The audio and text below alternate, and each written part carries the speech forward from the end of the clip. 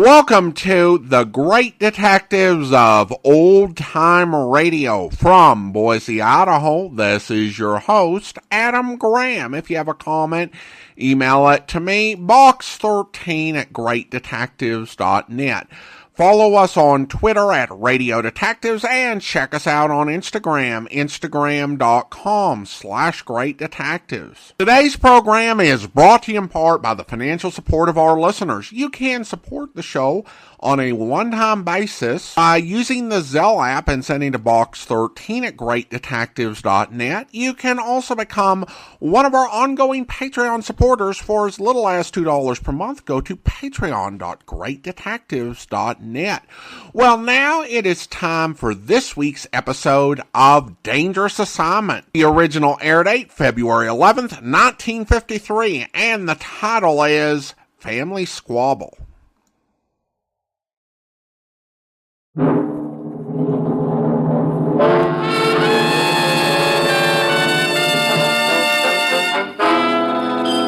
Dangerous Assignment, starring Brian Donlevy as Steve Mitchell.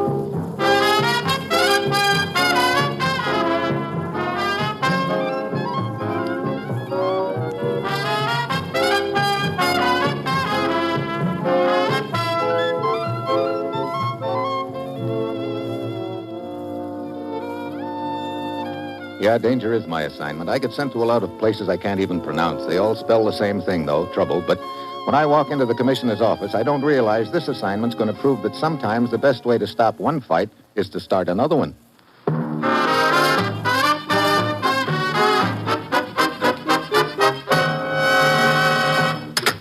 Morning, Commissioner. You sent for me? Steve, I don't think you're going to like this assignment. Well, break it to me gently, then. What am I supposed to do? Step in the middle of a fight between two women? Oh, brother, anything but that, Commissioner. It's vitally important we patch up a family squabble, Steve, because of a lease our government has, or had, I should say, on a certain strategic mining property in the Belgian Congo. What's the trouble?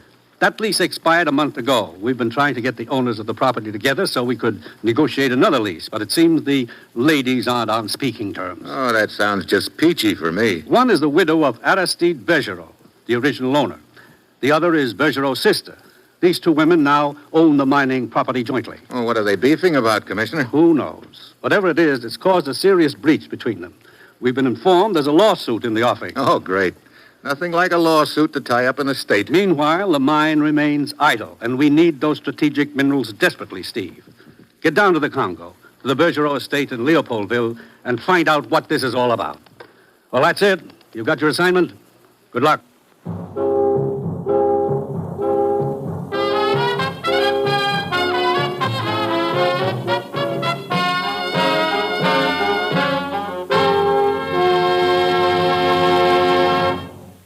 The National Broadcasting Company is presenting Dangerous Assignment, starring Brian Donlevy in the role of Steve Mitchell, colorful two-fisted government agent. At all those places of the world where danger and intrigue walk hand in hand, there you will find Steve Mitchell on another Dangerous Assignment. Thursday evening, you'll want to be on hand when over most of these stations, NBC presents such stellar shows as Truth or Consequences, The Roy Rogers Show, Father Knows Best, The Judy Canova Show, and Eddie Cantor's Show Business Show. All 5 of these programs bring entertaining radio listening into your home. There's Western Song and Adventure with Roy Rogers, zany stunts and heartwarming performances on Truth or Consequences. Delightful family comedy with Robert Young starring in Father Knows Best. Down-to-earth entertainment from Cactus Junction on The Judy Canova Show, and Memories from the Past when Eddie Cantor presents his Show Business Show. Yes, hear them all each Thursday on most NBC stations.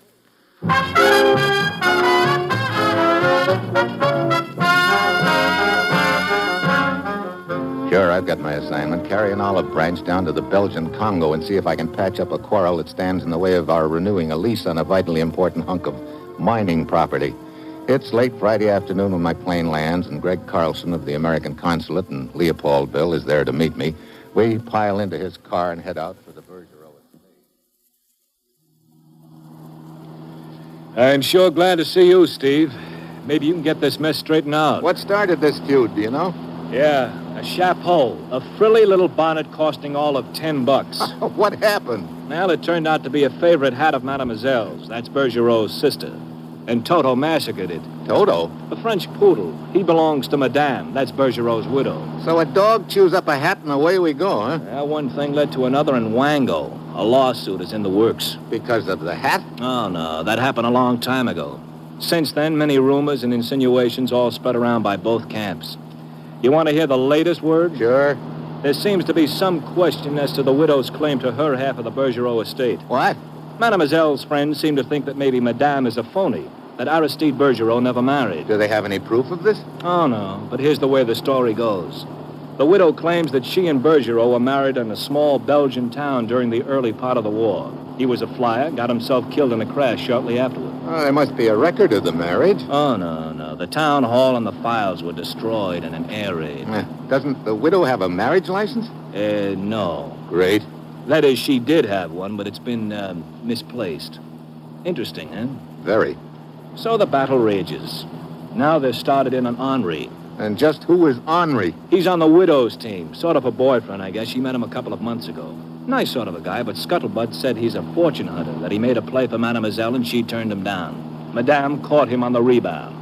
Hey, about this lawsuit, Greg, how far has that progressed? Well, it hasn't reached the courts yet, and it won't if Van Leuven has anything to say about it. He's the family lawyer. He handling the case? Like a hot potato. Poor little guy's on the spot, right in the middle of the beef. He doesn't know what to do. If he goes through with the case, Mademoiselle gets sore. If he doesn't, Madame blows her top, huh? Yeah. Oh, there's the entrance to the estate up ahead, Steve. The big gates on the left. Hey, looks like quite a layout. Oh, it is. Everything but gold doorknobs. I wonder where the gatekeeper is. Is it locked? Not usually. Well, allow me.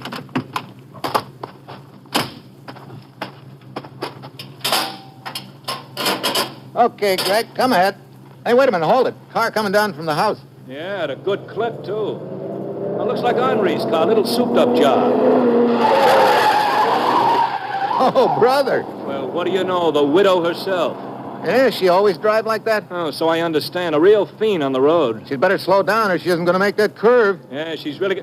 Hey, she isn't going to make it.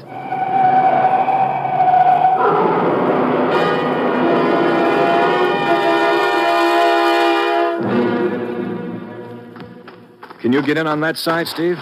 Yeah, I think so. If I can force this door open. There it is. You okay? Out cold. Must have banged her head against the wheel. Steve, the car's caught fire. Yeah, come on, let's get her out of here.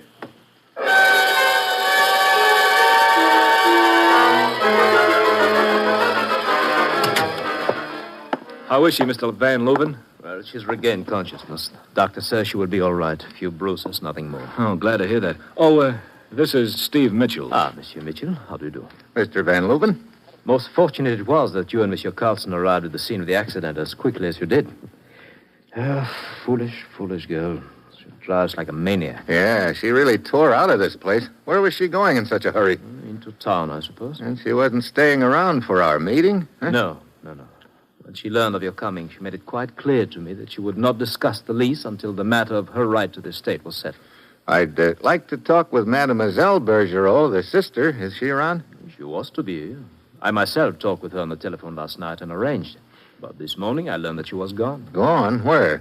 On another of her hunting trips into the jungle. Oh, fine. When do you expect her back? No, who knows, monsieur? About this lawsuit. Oh, idiotic. Sheer nonsense, Monsieur Mitchell. And I have told Madame Bergerot so.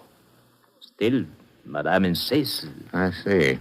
One more thing. Did Madame say anything about the accident, how she suddenly lost control of this Henri's car? She admitted traveling at high speed. Then the car swerved, and that's all she remembers. Okay, Mr. Van Leuven, thanks. Now, if you will excuse me. Sure. Well, Steve, looks like you're off to a great start. Madame refuses to talk to you, and Mademoiselle slips away into the jungle. What do we do now? I'd like to have another look at the scene of that accident. Come on.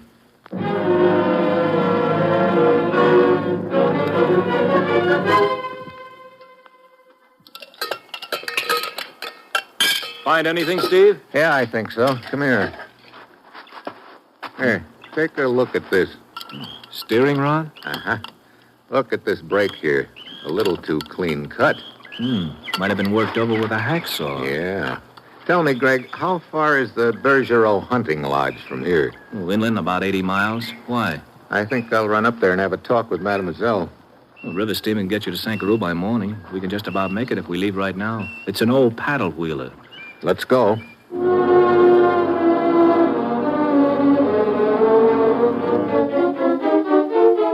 Shortly after dark, we pull up at the steamship office. I get myself a ticket to Sankaroo, and then I walk out on the dock where Greg is waiting.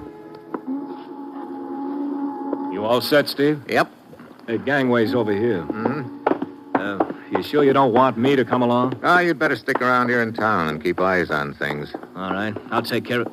Uh-oh. Well. Monsieur Carlson, this is a surprise. Oh, hello, Henri.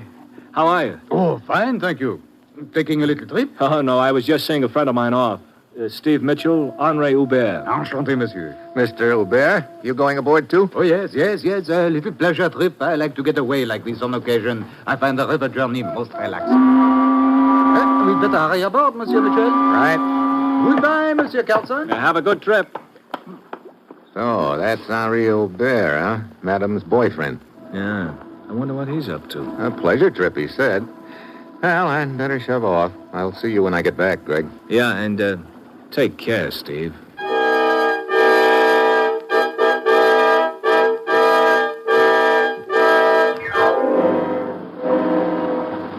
A few minutes later, I'm parked in a deck chair as the steamer pulls out into the river and the lights of Leopoldville fade away in the night behind us. I wait there for another half hour, hoping friend Henri will stroll by, but he doesn't. I decide to go looking for him. Just as I'm walking along a deserted section of the deck, somebody suddenly darts out of the shadows and throws a perfect block on me. I crash into the rail. Before I can shake the cobwebs out of my brain, that somebody grabs my feet and flips me overboard.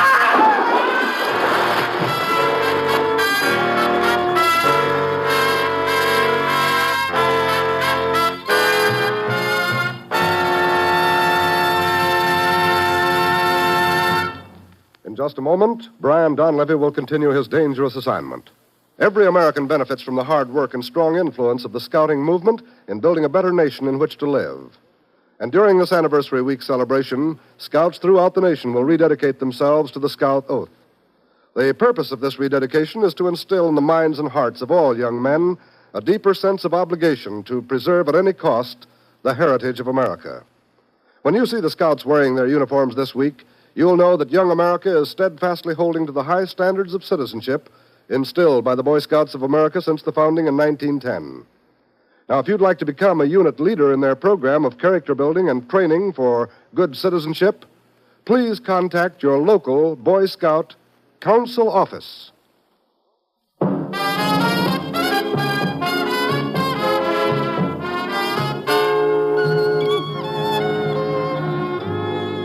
Now back to Dangerous Assignment and Brian Donlevy as Steve Mitchell.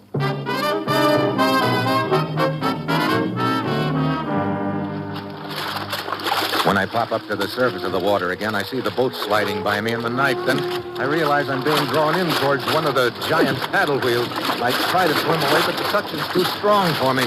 Finally, I drift close to the side, double up my legs, and kick out. It shoots me out far enough so the wheel clears me by a foot. Now a couple of the passengers spot me floundering around in the water. Pretty soon somebody tosses me a line and hauls me up on deck. Why, what's it? Eh? Oh, Henri. Here, let me give you a hand. Yeah, thanks. You had a very close escape, monsieur. You're telling me. Good thing you guys spotted me and tossed the rope. Monsieur, I suggest you retire to your cabin and change your clothes as soon as possible. I know this jungle climate. It's not good to stand around wet. Yeah, good advice, but I don't happen to have a cabin. In that case, monsieur, permit me. My name is Pornoy. Please use my cabin. Well, thanks. Come, monsieur. I will fetch your bag, Monsieur Mitchell. Thanks, Henri. Here we are, monsieur. A word of caution, monsieur. What do you mean? I know these river boats quite well.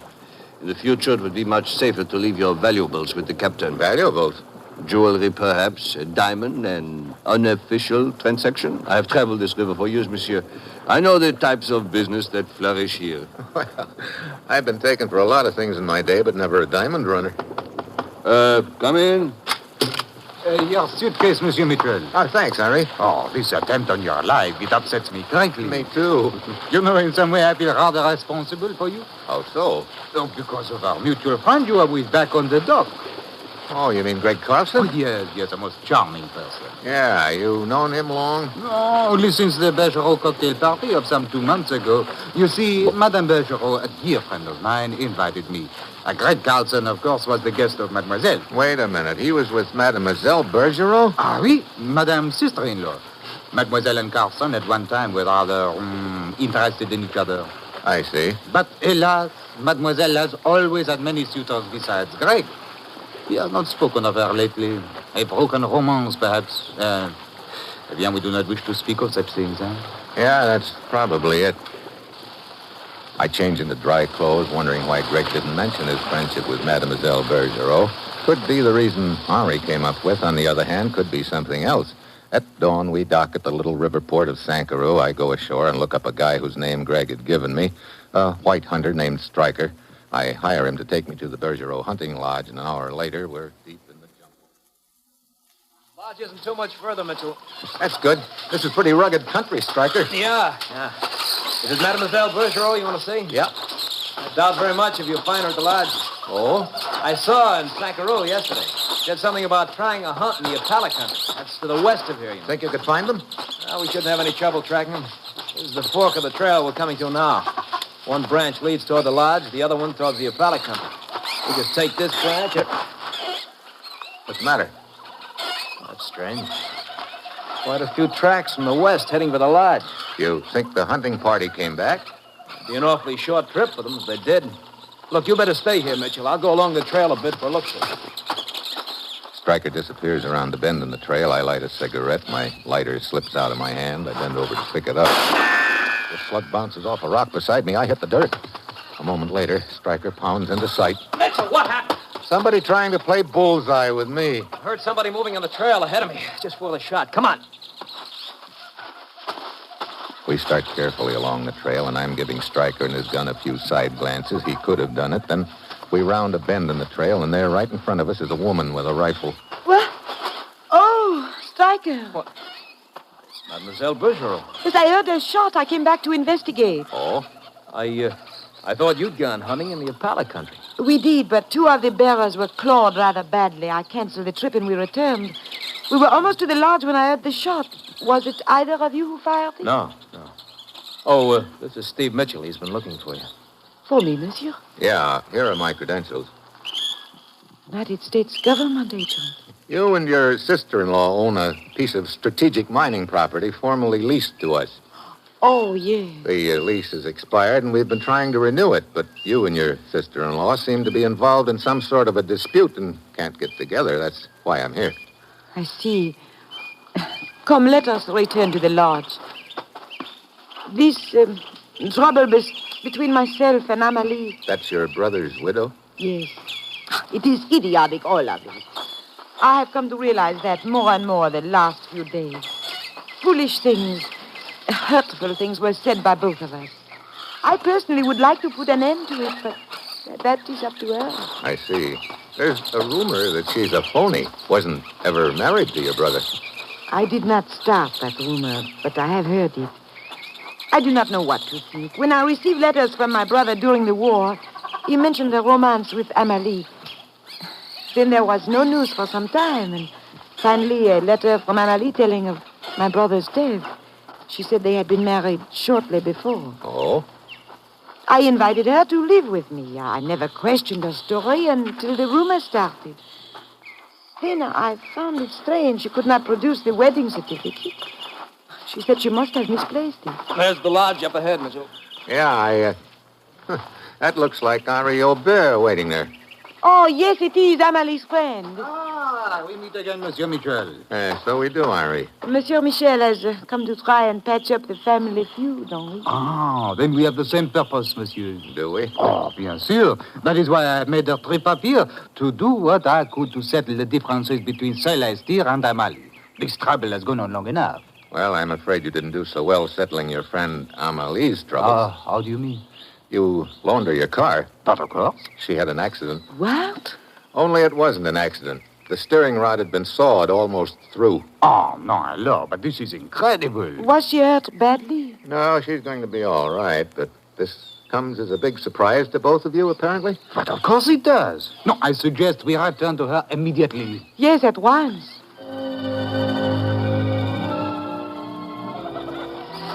We start back along the trail to Sankuru. Stryker leads the way. Celeste is next. Henri follows her, and I bring up in the rear. Then I hear a few faint crackles of brush behind us. Somebody's following. I let the others go on ahead without saying anything. I slip to one side and hide in the brush. After a moment, a figure with a gun slips into sight. I let him get close. Then I lunge at him and knock the gun out of his hand. Well, my friend Flournoy from the riverboat. Monsieur Mitchell. Suddenly he jerks a knife out, lunges at me, but I lock his wrist and bend it back. He twists away from me and slips and falls. Right onto his own knife.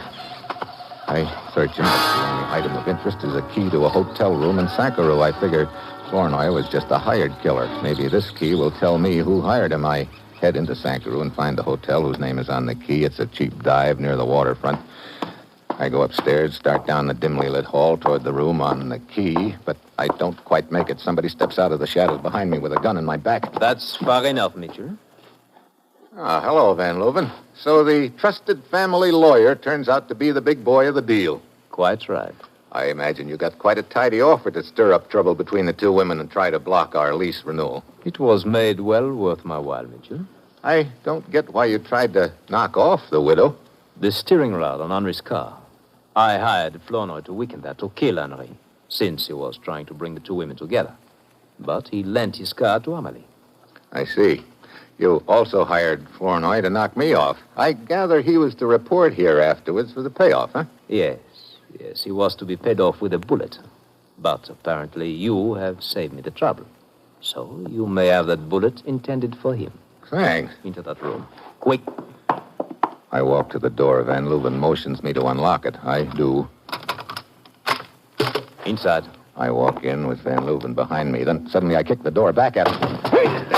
Knocks his gun to one side. I slam the door on his wrist. There. That ought to keep you nice and relaxed a while.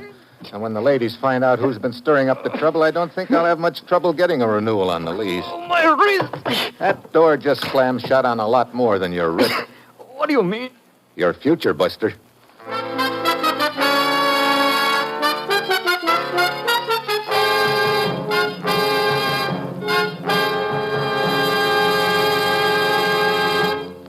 Our star, Brian Donlevy, will return in just a moment.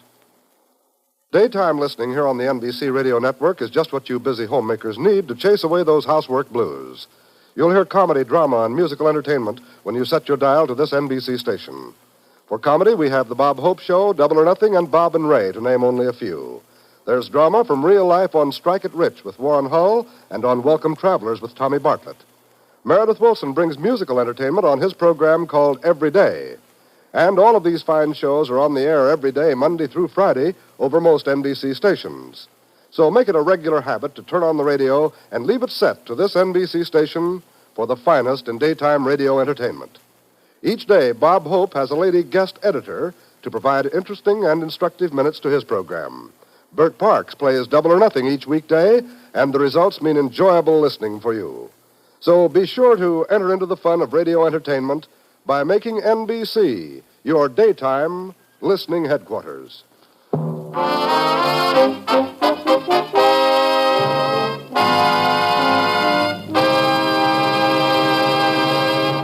Next week, Tokyo. Tea for two and a slug for me. And that will be Steve Mitchell's dangerous assignment next week.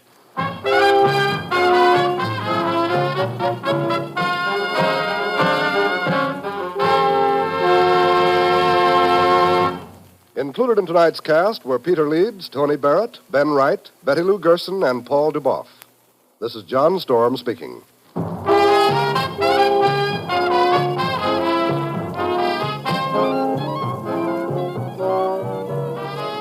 Dangerous Assignment, starring Brian Donlevy in the role of Steve Mitchell with Herb Butterfield as the commissioner, is written by Bob Reif and Adrian John Doe and is directed by Bill Karn. Be with us again next week at this same time when Brian Donlevy, starring in the role of Steve Mitchell, will embark on another transcribed Dangerous Assignment.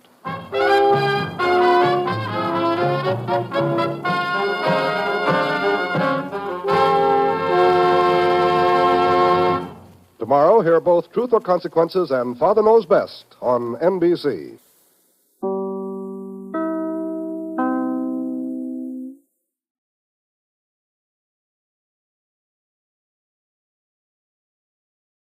Welcome back. An interesting premise for the story and a different initiating event for Steve to go and investigate. I think this is a believable tactic for enemy interests to use, particularly working through this lawyer to avoid the type of risk that would be involved in an espionage situation while still managing to slow down U.S. production. So, as I said, an intriguing premise.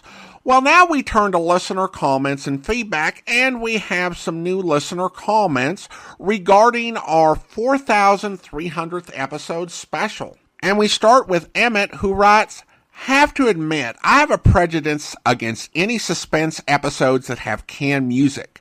This one was good and unusual. For a radio show that lost most of its budget, it made use of 3 characters. It had to be one of them, and most likely it had to be the one you least suspect. The good thing about this episode is that you suspect everyone at some point. Thanks for airing this one, Adam."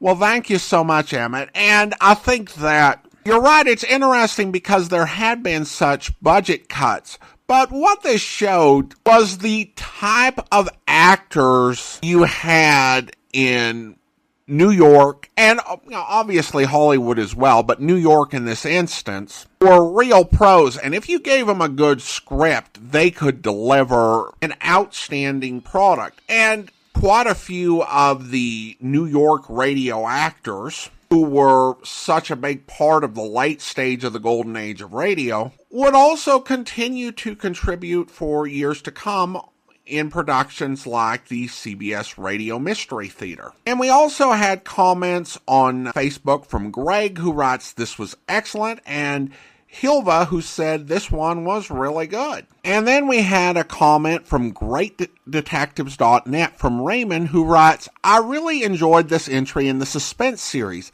and it's nice to hear that radio drama could still be well done in the waning years of original programming. I've long had a liking for the vintage murder on the train stories, such as this, in effect, was, albeit the murder on the train and cunningly not fitting the tale's title.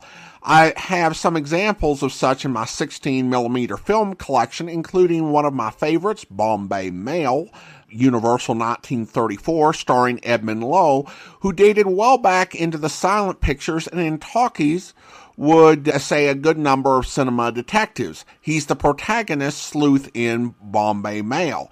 A train melodrama that's unfortunately lost is Thunder, 1929, Lon Chaney's penultimate motion picture. It had a musical score, but I believe no talking sequences. Not a mystery film, but a train one. Aside from its star, the vintage locomotive background must have been a splendid time capsule." Thanks for the comment, Raymond, and I agree that mysteries on trains are great. And to my mind, even B films that involve mysteries on trains are really great. The setting has with it a bit of a variety, but also there's a limit to it that adds a little claustrophobic element. Plus, it seems to work rather well even if you're not dealing with a big budget. One of my favorite episodes of the Dangerous Assignment television programs was the one that was done primarily on a train. One thing that was different about the special, The Man Who Murders People, is that it was set on a New York commuter train. The big difference there is that in your typical train story, the train is traveling through unfamiliar territory. But in this case, it was traveling through an area that all of these characters had traveled through multiple times before. I think it's the only way you can effectively combine the serial killer plot with the train idea, unless you've got a killer killing multiple times within the same train trip, or if you've got a killer who is boarding trains on the same route to commit the killings. I think those are a bit more implausible. But in The Man Who Murders People, you've got a situation where these people are going home at night on the train to an area where multiple murders have occurred. That creates a unique situation and a unique set of circumstances for the drama that they really were able to turn into a very solid play. Thanks so much for the comment, as always, Raymond. Now it's time to thank our Patreon supporter of the day. I want to go ahead and thank Cheryl Lee. Cheryl Lee has been one of our Patreon supporters since March of 2018, currently supporting the podcast at the Master Detective level of $15 or more per month. Thank you so much for your support, Cheryl Lee. And that will do it for today. If you're enjoying the podcast, please follow us using your favorite podcast software. Be sure to rate and review the podcast wherever you download it from. And if you're enjoying the podcast on YouTube, be sure to like the video, subscribe to the channel, and mark the notification bell. We will be back next Wednesday with another episode of Dangerous Assignment, but join us back here tomorrow for Mr. Chameleon, where... All I can say is, neither Thomas nor Blifton mentioned the letters to me. Besides, what difference does that make? It's pretty clear to me what happened. What did happen? They killed each other. Not much question about it. Detective Sergeant Arnold, you taking down everything Mr. Thurston says? Yes, Mr. Chameleon. Now, what is this, Mr. Chameleon? Why should everything I say be taken down? Just routine, Mr. Thurston. Don't be alarmed. Oh, I see. But it disturbs me. Well, don't let it, Mr. Thurston. I'm sure you're trying to help me. In every way I can, Mr. Chameleon. You know, of course, that the firm of Thomas and Blifton was shady. Both partners crooked. I was just catching on to it, and in fact, I was looking for another job. How long have you been office manager here, Thurston? About 6 years. It took you a long time to find out, didn't it? I hope you'll be with us then. In the meantime, do send your comments to box13 at greatdetectives.net. Follow us on Twitter at Radio Detectives. Check us out on Instagram, instagram.com/greatdetectives. From Boise, Idaho, this is your host, Adam Graham, signing off.